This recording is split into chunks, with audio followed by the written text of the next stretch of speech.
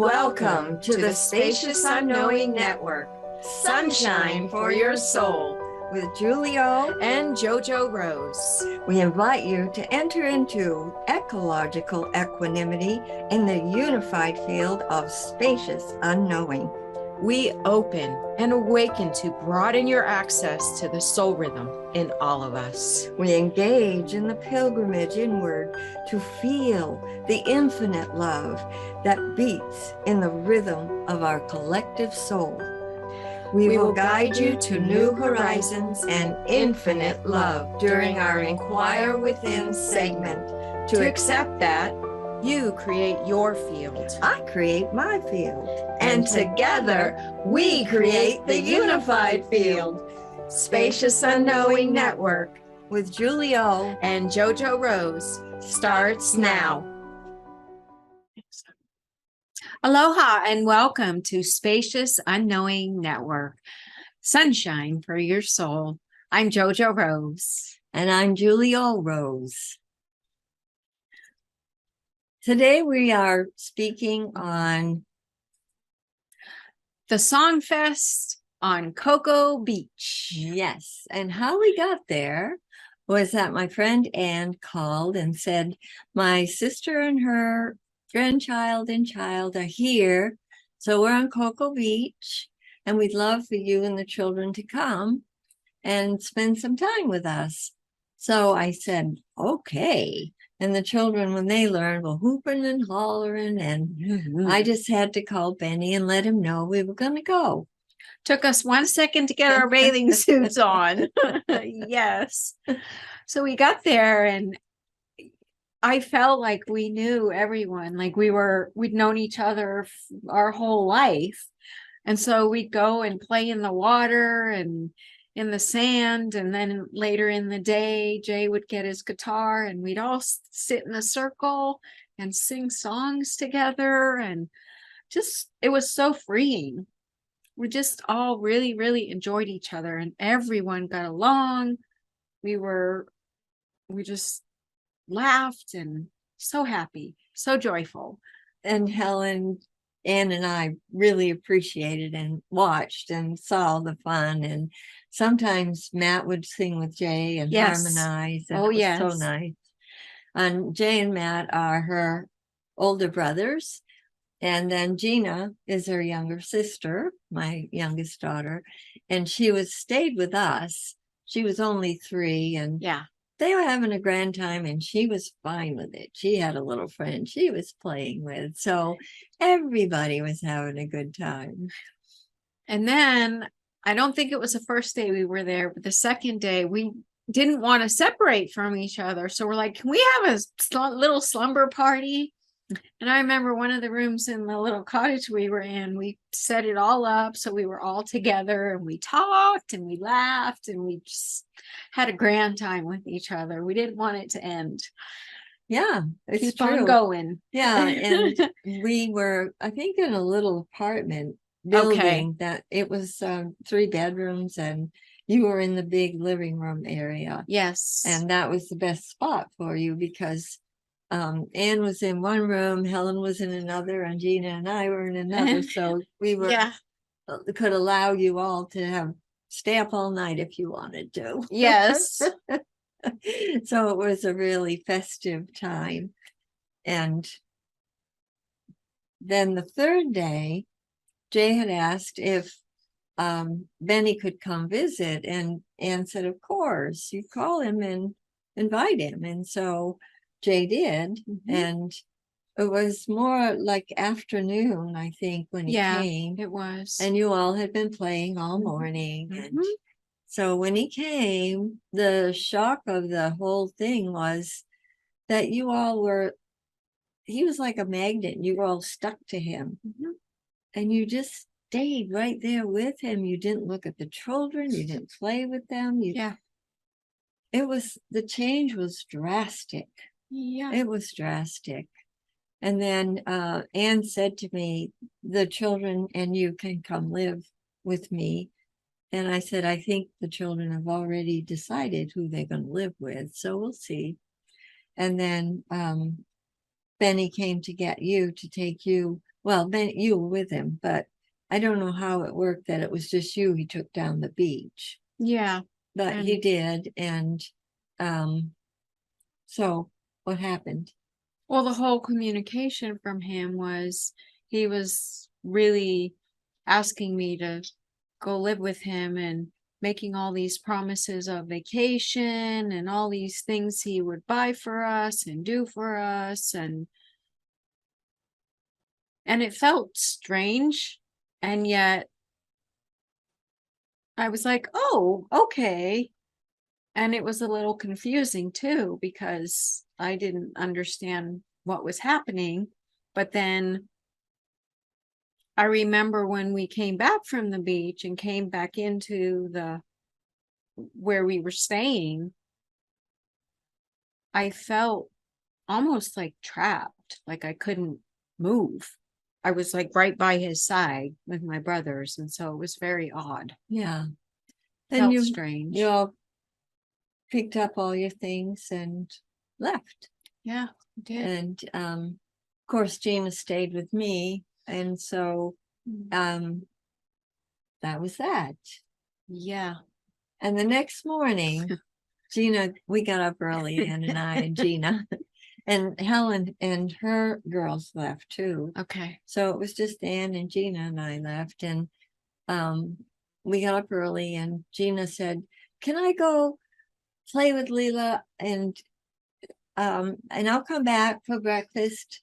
And we said, "Sure." So she went downstairs, and she apparently knocked on the door. She came running up the stairs, and she said, "He's unconscious." And Ann and I, we never used that word. None of us. We didn't, and Ann and I didn't.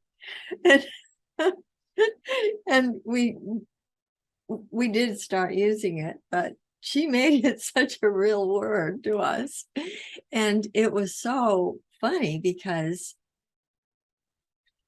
she used it absolutely the way it needed to be used. Yeah. But I did say to her, "What do you mean, Gina?" And she said, "Well, you know how he was friendly with you last night?" And she meant me and Anne and her. And I said, "Yeah."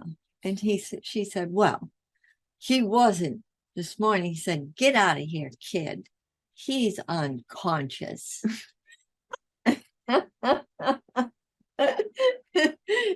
And I just laughed, and that was Gina. Yes, it was. 3 years old, and you know, going on 50. Yes. So how this all began, I would say the separation was, is that where we go next? We were going to speak on the washer. Yeah, but yeah, that would be the beginning of what, yeah. What was up? So okay. No, it's here. Okay. I just want to say that the soul of our family was my genuine love for each of them. And that was the way we all lived, as I've said in other previous radio shows. And now there was a gigantic chasm, and it was very disheartening, to say the least. And it had a profound impact on all of us. And it was caused by, well, all I can say is the love was palpable when I was with them. Yeah. And Benny and Connie, his mother, had been spiriting them away from me, gossiping and telling stories about me that were untrue. Yeah. And it was because I had written the play with my friend and went for the play rehearsals, and it was the first time in all the years that Benny and I had been married that I had something to do in the evening. And it was genuine and heartfelt, and it was real. And we were creating it for the community. and the community was very integral with it. We had people that were actors in the theater in our area, Brevard County in Florida. And it just was a wonderful happening. And anyway, he was not very happy about it because he was home with the children in the evening with all of you. Yes, and he was. He didn't like it. No, he didn't. So I felt the separation created by this gossip. And but nobody really was telling me what they suspected me of. So I would walk into my home after the rehearsals, and it wasn't my home. My home was peaceful and just so filled with love. And now it was a vibration I didn't recognize, and I didn't feel at home at all. Yeah. And I just really didn't know what to do about it. And so what was happening caused a pain in my heart, really, that was a crucible for me to make some kind of new decision that I really, in every way, didn't want to make, but I felt pushed. And in essence, it was not a very smart decision, but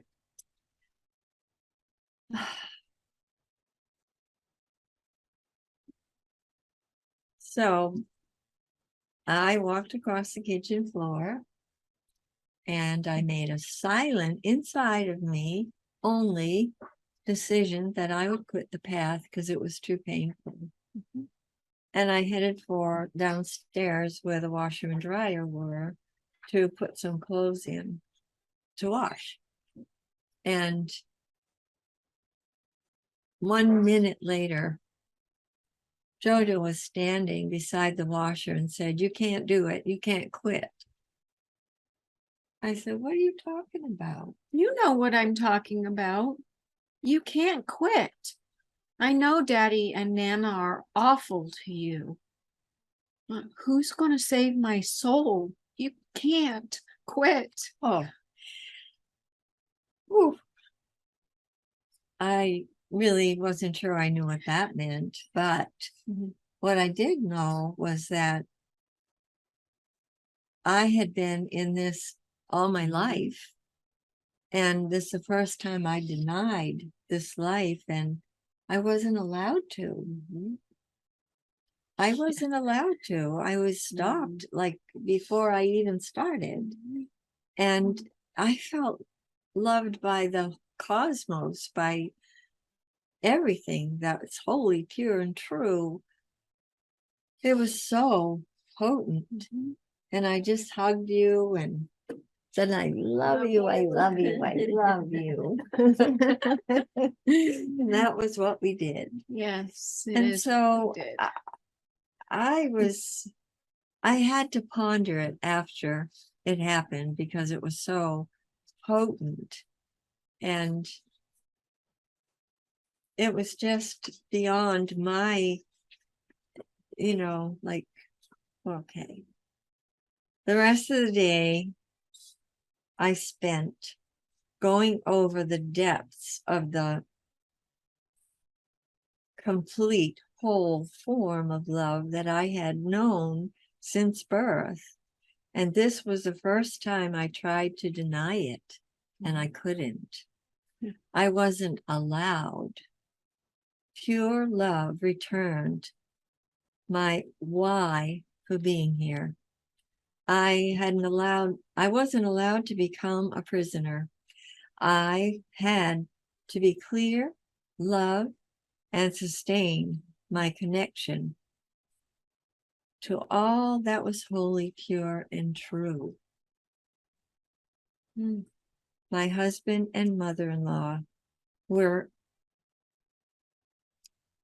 afraid of their soul's longings and called me crazy. Tumbling down where darkness grows new life. And someone came to call me to not, didn't allow me to make that decision. Just how grand that was. How grand that was. It was beyond my even ability to comprehend it at the moment. It was mystical. It was magical. It was so full of love that and you were moved, and I am certain you had no inner sight. You just were there. And guess what I was doing? Putting dirty clothes in the laundry, of course, to wash it all out. There's always humor in everything we do. And there was plenty of it that day. Yes. Well, that sort of set the tone, and then it went downhill from there. Yeah. In terms of what was happening in our household, and where we had been a very loving, caring, deeply caring family. I had an initiation that was so powerful after that in June. I think you came to talk to me maybe in February. Yes. And this was in June. I was 33. Then I had a very powerful initiation, as did Anne. And I did not know that until a week later, when she shared with me something that had happened to her. And we didn't really understand it. So I went to the library with Gina, which I love to do anyway, to see if I could find some book or something on it. And she went directly to the children's library because that's where she went. And she'd sit in the little place where children sat to read books. And she'd get 4 or 5 books, bring them to there and sit down and read them. And the librarians loved her because she would take them out and she put them back exactly where she got them. Yes. They just loved having her. And so I was free to go where I needed to go in the adult library. And I went, and instead of going to the shelves I usually went to on the right, I went directly down to the very end of the library wall, and there was a large bookcase, and I received the name Teilhard de Chardin as I reached my arm up to the highest shelf and took down this tiny little volume. It was this thick, and it was The Hymn of the Universe by Teilhard de Chardin. I opened it, boom, and there it was. Exactly what had happened to Anne and I. Well, it had a different flavor because it was outside, but it had all the earmarks of what we had each experienced. So I immediately got in the car with Gina and we took it to Anne to leave it there for the weekend because and then I went back home with Gina. But definitely there was a lot going on. And even in March, when I had an initiation, I thought by the time the children came home from school, that's J, Matt, and JoJo. I'm calling you Lisa, right? That's okay. Lisa was her birth name. So she was, as a child, Lisa Joan. So JoJo is for Joan, but definitely I try to call her JoJo when I speak because it'll be confusing to all of you. And today I think I forgot, but that's here okay. I am. Anyway, you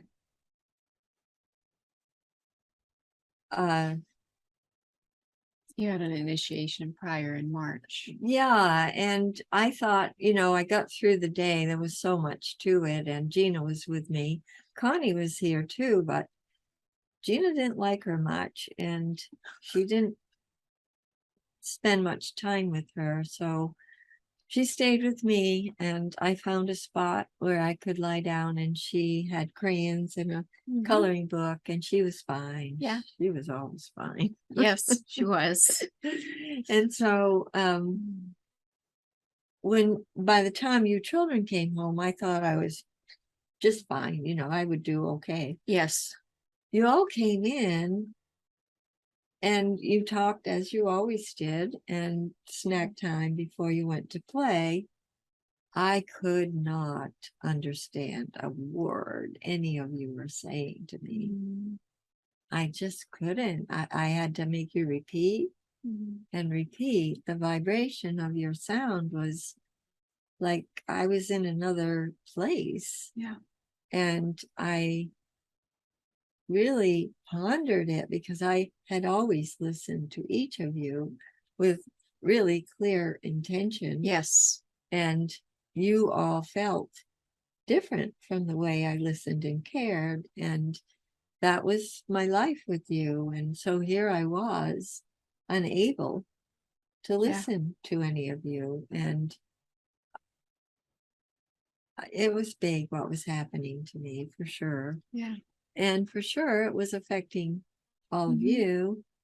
And so it was really both Benny and I. And Benny was heading for the low vibration while I'm going this way. And that is sometimes what does happen in families. Yes. But of course, I did not know that. I only knew what was happening in our family. Yeah. And so so I did end up going to live at the hacienda with Anne and Gina. Yes. And that was the beginning of a very new life, because and that's part 3 of the book I'm writing called Ingest Light. That was the part 3. And we were totally being given understanding of the whole universe, the cosmos, the planets. It was just beyond anything I ever would have dreamed would be happening. And yet here I was in the middle of it. Yeah. And so was Gina, and she loved it. Yes. And she would get up in the morning and go right into Anne's bedroom and say, "It's morning, Anne. Wake up. It's a beautiful day." And Anne loved it. I can see her little face actually in the curly hair. Oh, yes. And Anne loved it. And she just, So she was with us. And then I knew that I really started seeing the plan for Gina's life. And I knew she needed to be with you all and her dad. And so I knew that Benny was going to call me and say he was taking her for the weekend. Yeah. But I know better, and I knew him better, and I knew he was taking her and not going to bring her back. Yeah. So I was prepared, and I just asked him if he would like to take the doll carriage and the dolls, because her tricycle was at your house. Yes. And oh no, he just took Gina. But of course, he didn't bring her back. No. And Anne was beyond herself. She was so upset and crying. And I said, Anne, I did know. I did understand what was going to happen. But I knew you would be this upset. And I really couldn't have you do that in front of Gina, because she was fine going with her father. And we had already talked about it, she and I. And she didn't need any distress that would have caused her distress. Right. So I'm sorry, but definitely I feel it was a wise decision. Yes. And I know you love her and will miss her. I have a very different understanding of all of this. So I'm not cold-hearted, but definitely I do understand when life unfolds, and the folds that unfolds into are integral to all of us. And that is how I see life. And how it looks today won't be how it looks forever. And I know that. Yeah. And that's what I've always known in life. Yes. And I did, there was a day I sat to write in my kitchen and I had labeled something good. And then something happened and I said, but it's bad now. And I was just kind of doing a double take. And I received very clearly, there is no such thing. Life is life. And what unfolds in its folds always has purpose, no matter if you can see it or not. And if you pay attention, you will see it very clearly. And I began to see it very clearly. And it was always, today it's one day and tomorrow could be entirely different. And it was the same week. Yes. But that's life. Yeah. And I also recognize there were no answers. People get stuck to answers and think they're an answer forever. And it just isn't true. And life is in continuum. Yeah. So every day is bound to be different. And that's why we talk about living in the now, because that's all we have. All we have, yeah. And truly is. And the decision we make in the now has great, profound effects on our lives. And so many people don't understand that. Choices, decisions, usually by the time somebody understands intention, there's a clearer understanding inside of what that means. Yeah. But choices and decisions, no. You all made a decision. Yeah, we did. To go with your father, and that lasted until, I would say 5 years later. You all wanted to come back to live with me. Yes. And that's another story. It is another story. There was a lot of time in between. Yeah. So yeah, we did make that choice. And for a long time, I didn't understand it. I do now. And I'm grateful. I'm grateful for all of it. Exactly. Now you understand every bit of it, don't you? Yeah. It lets me see things in a whole new light and in a whole new way, and how important and vital love is in our life. Yeah. That's really. Yeah. And there are so many people on our planet who substitute money for love. And don't really realize they're doing that. And they live that way. And some people come out of it because they do begin to see that money can't replace love. Love is necessary for us to get through each day. Yeah. And it's an important understanding to have and to live in. Yeah. In and from and by. Yes. So is that the one you're choosing now? Oh, yes. Every day. Yeah. Sometimes several times a day. And I'm having to learn with your kind of sometimes letting me know because I can sometimes get stuck in not being in that because I lived in the other for so long, but I'm grateful.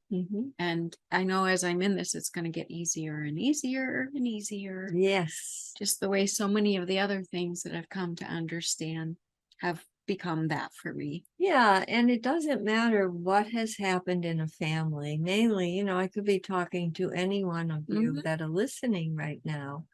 And have you realized that maybe something has happened in your family that has traumatized you?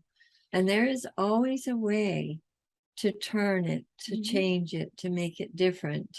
And sometimes you need a person who helps to guide you through that field that's pretty cluttered. But it's so important to realize that you are loved. You are loved. Oh, every one of you are loved. And that is the truth. I am not speaking nonsense. You may not feel that you are, but I'm here to tell you, you are, even if it feels invisible to you. And sometimes love is invisible. It isn't spoken. Somebody doesn't look at you and say, I love you, but that doesn't mean they don't love you. And it may be unspoken by some people, and it may also feel like even the actions don't show that love that you have in your own mind that you'd like to receive. But it doesn't matter what has happened to you in your life. You can change it. You can change the unchangeable.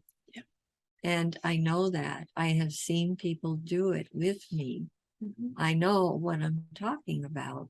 I know how to live this life and be with people and assist them in coming into a brand new way to live. And if you're one of them, let me know, because I'd be happy to meet you. I just feel so deeply about this.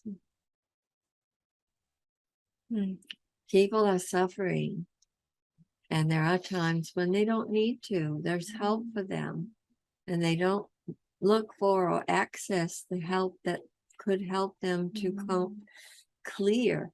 We're in times now that there is constant chaos and uncertainty, and we can change that. We can all change that.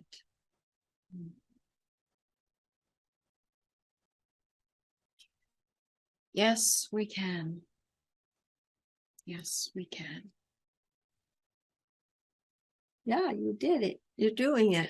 It isn't never ended. No, it's never it's ended. never end. No, it's ongoing. It's in continuum. Yeah. And everything that you were just speaking on, I want to say to the listener that everything Julie just said to you, how loved you are, and that she knows this life. I can so, from the depth of me, the breadth of me, the width of me, learning this life, being in this life, that is the truth. Because I say before you now, until 3 years ago, I had no idea what this life is. Not really, not in the depth of me. But I can say to you, no matter what has happened in your life or is still happening in your life that maybe feels unchangeable, feels like it's too hard, it can be changed. It can be changed. Or it feels bigger than you. Yeah. And you can, whittle it down to size. So you can take those bite-sized pieces. Yes. And have a good meal. Because, it's important. Yeah, it is. It's really important. And I can laugh and have fun with it because a sense of humor really, spares all of us great grief. And it's so important to be able to turn things around quickly. And that's a learned thing. It's not necessarily a given thing. So if you think you can't learn it, it's not true. You can. Well, with all of that beauty that just came forth, it's time for us to have a quick break. Stay with us because you don't want to miss what is on the other side of the break. See you back here in a minute.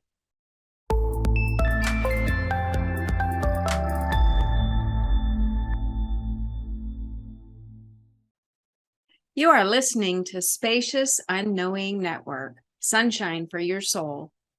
I am JoJo Rose. And I am JoJo Rose. So before the break, you were speaking on anyone that feels that things in their life might feel bigger than them, or feel like they can't make whatever change they need to make. Can you give a little bit more on that? A little more texture or richness to it? Or do you feel as though Well, I do know that people have difficulty with transitions. Mm-hmm. And it could be something simple or something very difficult. Yeah. And transitions can be changing a job or changing a family situation. But it takes preparation to make a smooth transition. Mm-hmm. And the preparation starts inside. It does. But then there are things that begin to show up in your life that you can begin to see more clearly, and prepare yourself for this change, whatever it may be. Mm-hmm. Otherwise, it's a shock.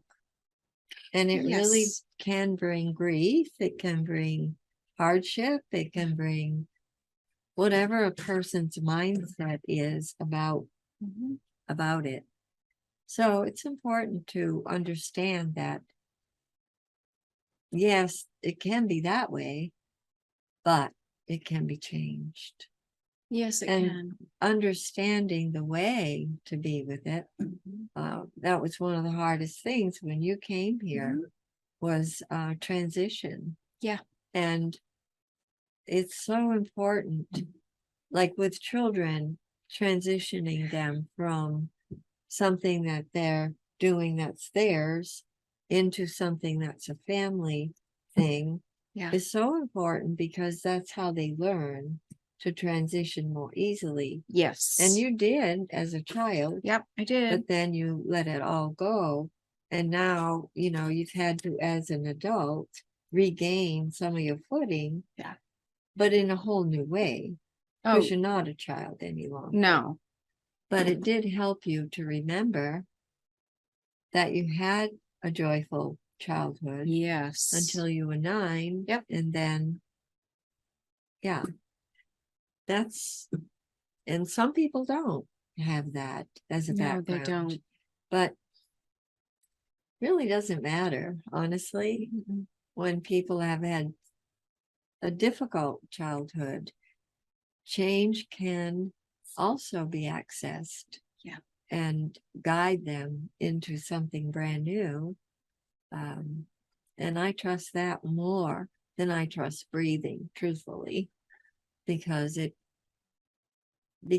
we're clear and open doesn't mean we had a grand childhood. Right. It's definitely calls for us to be awake and aware of where I am now, who I am now, why am I here? Yeah.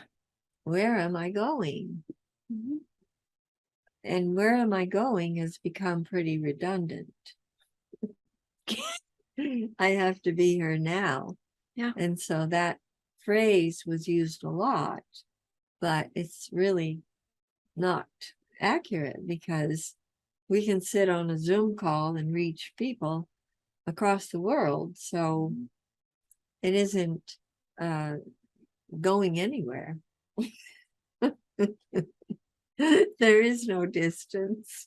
No, there isn't. There definitely is not. Yeah, so our language, everything has to change today, because everything has changed. Yeah. And we need to evolve with the changes and allow them to show themselves to us. We can't know what we don't know. And oftentimes the knowing comes in a shape, in a form, in a way that we go, oh, yeah, this is new and different. I think I'm going to explore it and see what's inside of it. What is it? And it can be so many different things that, as long as we're open to realizing that if I'm meditating and really maybe even in studies and practices, if I'm not applying it with other people in my life, then I'm missing the most important part of these changes. Yeah. because they do transpire in the people that we love and care about, and how we treat them obviously could change with the changes that a person undergoes. Yes. And that is sometimes the hardest part for people to understand. And that's when love being the center becomes even more important. And love takes so many different forms through a lifetime. And it just is so beyond what anyone could imagine in their imagination. And I know this from my life, and it's truthful. It's so grand to live this way.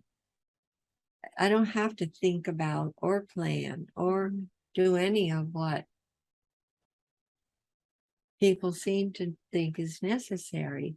I just allow. Here I am. And life shows up. It does show up. And I've beheld that. I've watched it. I've observed it. Not only with me, but with so many people that have come into your life. Yeah. I mean, we had an example last Saturday of someone that came to get something, and we ended up being in this communication for a good hour or so, because he had inquiry regarding something. And I've continually been in the midst of seeing this with you, with people from all walks of life, With all of and us. the love, Yeah. the love it's ever present. Yeah. Yeah. But it was with all of us. Yes. And that's needs to be in the repertoire. Yeah, it was with all of us. We need to each take our place and be in the love center for what we have to offer, what we need to say in the midst of the communication that's happening, and not be invisible or take ourselves out. Yeah, Because definitely you're not. losing out when you do that. And it isn't a good kind of losing out. No, it isn't. It definitely Because is often afterward, a person who, becomes invisible is very unhappy with themselves for that. Yeah. And doesn't talk very nicely to themselves. And that's when I say language has to change. That's really what I'm talking about. And you've learned to take the sounds in your head and turn them. Yeah. And turn them to what I do need in this moment. And what do you need to say? So yeah, it's not staying in it or even letting it stay in you. Yes. It's turning it and changing it. And then that's why you got your new language. That's why you have a voice, because you've been doing that work. And when you are copying me, I did not like it. No, because that's making you a copy of me. I'm the original. I want to be the original. I don't want anybody copying my language or me. And that's how you have to come to feel. Yeah. That it's important for us each to have a soul and protect it with our lives. Yeah. And each person that comes has to have their own voice. And it comes from turning the voice in their head that has owned them for however long it's owned them. And some people haven't yet even heard it. Yeah. And they come to the awareness of hearing what they say to themselves. And you have to be able to hear it before you can turn it. Yeah. And say, oh, well, what would I like to say to me? And really be in it in such a way that it happens right then. Yeah. Well, that's where your voice comes from, your new voice. Yes, the new voice. Yeah, and now you don't use my words, you use yours. Yes, I do. And you didn't even believe you had any. No, I can tell you that I believed I didn't have any. And all that you're saying, I didn't even, you would say to me, stop using my words. And I had no clue or understanding what you were speaking on until I began doing the work with and feeling the way I was speaking to myself and feeling the intensity of that. And when I hit the place of beginning to forgive myself, forgiveness has been forgiveness and gratitude really go hand in hand. And I said this a couple weeks ago, but the forgiveness isn't forgiving another human being. Forgiveness is forgiving yourself.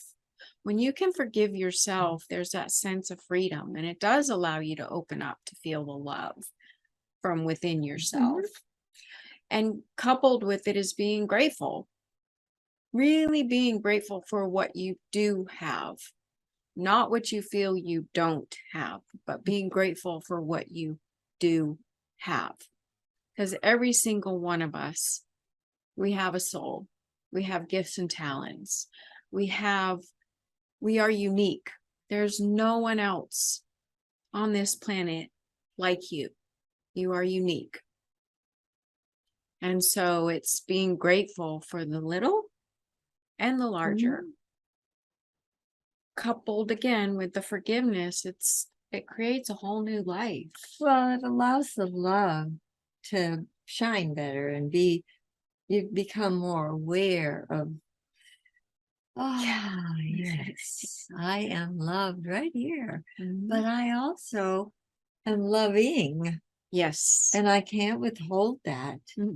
No. And it's so beautiful to live this way, because when people cannot live this way, have a hard time, don't understand. I understand that. I do. And I understand the way that they can come out of that. And to live in depression is not an easy way for life to happen. So when people oppress, repress, there's a depression that can happen. And the way out is expression, communication, being present with changing your own communication inside and beginning to learn that, oh, I'm speaking differently. I'm acting differently. It feels good. Whatever this is, I want to keep it happening. And that's what can encourage a person to keep going in the new way, a new life, it's very freeing, and there's lightness in it. There's, you've used the word levity. There's levity in it. But the word freeing seems to be a word that's really with me right now, because it's like letting go of all of the things that were sticky, and stuck and sticky inside. No more sticky flow. Yes. Yeah. People do get attached to words, feelings, and things that happen in their life that seem to go wonky, and they get upset by it, and that does happen. But there is another way, and it can be turned and changed. And that's the beauty of life. We are such resilient beings. But we have the need to change. We have to need that. It can't just happen unless somebody needs it and makes a decision for it. Yeah. That's key. Oh, it is. That is key. Yeah.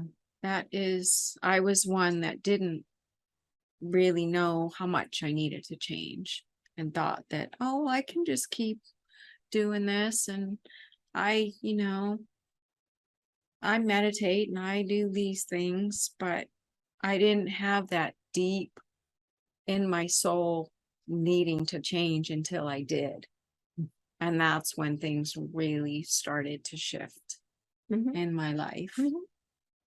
It works. And it does work. Works, JoJo. Woo, yes, it does. It works beautifully.